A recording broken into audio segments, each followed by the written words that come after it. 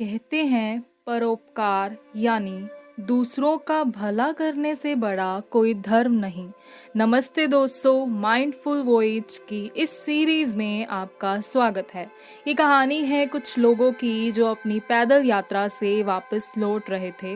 रात का वक्त था और पहाड़ी रास्ता था। लैंडस्लाइड के कारण आगे का रास्ता बंद था। वहाँ के किसी परिचित व्यक्ति ने बताया कि एक दूसरा रास्ता भी है जो सुरंग से होकर जाता है। तो सभी ने सोचा कि यहाँ कहाँ रुकेंगे, पहाड़ी रास्ता है और ये रास्ता भी पता नहीं कब तक साफ होगा। तो सब लोग उस परिचित व्यक्ति जो वहाँ के सब रास्तों के बारे में जानता था उसके पीछे पीछे सुरंग की तरफ चलने लगे। सुरंग के अंदर कुछ नुकीले कंकड़ थे जो सभी के पैरों में चुभ रहे थे। कोई चिढ़ रहा था तो कोई करहा रहा था, फिर भी वे आगे बढ़ रहे थे। उन लोगों के झुंड में से कुछ लोगों ने सोचा कि हमें कुछ ऐसा करना चाहिए कि हमारे पीछे आने वाले लोगों के पैरों में ये नुकीले कंकड़ ना चुभें। अब जिन लोगों के मन में ये विचार आया, उन्होंने क्या किया कि वो कंकड़ उठाकर अपनी जेबों में भरने शुरू कर दिए। कंकड़ भरने की वजह से उनकी जेबें भारी होने लगी। जो लोग कंकड़ उठाकर अपनी जेबों में भर रहे थे, उनमें से कुछ लोगों ने सोचा कि एक तो पहले ही पैरों में कंकड़ चुभने की वजह से मुश्किल से चल रहे हैं और ऊपर से जेबें भारी होने की वजह से चलने में और परेशानी हो रही है, तो उन्होंने थोड़ी देर बाद कंकड़ भरने बंद कर दिए।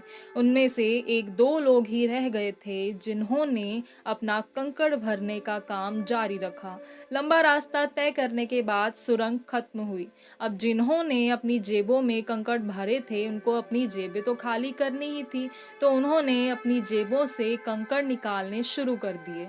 जैसे ही उन्होंने अपनी जेबों से कंकड़ निकाले तो सब देखकर हैरान हो गए, क्योंकि उनके हाथों में कंकड़ नहीं, हीरे थे।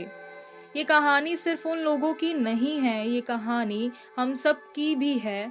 हमारी ज़िंदगी में भी बहुत से ऐसे मौके आए होंगे जब हमें किसी का भला करने का अवसर ज़रूर मिला होगा, लेकिन हम कई बार उसको इग्नोर कर देते हैं। रामचरितमानस में तुलसीदास जी ने लिखा है, परहित सरिस धर्म नहीं भाई, जिसका अर्थ है परोपकार यानी दूसरों का भला करने से बड़ा कोई धर्म नहीं। यही नहीं, हम अपनी प्रकृति को ही देख लें। सूर्य बिना स्वार्थ के पृथ्वी को जीवन देने के लिए प्रकाश देता है।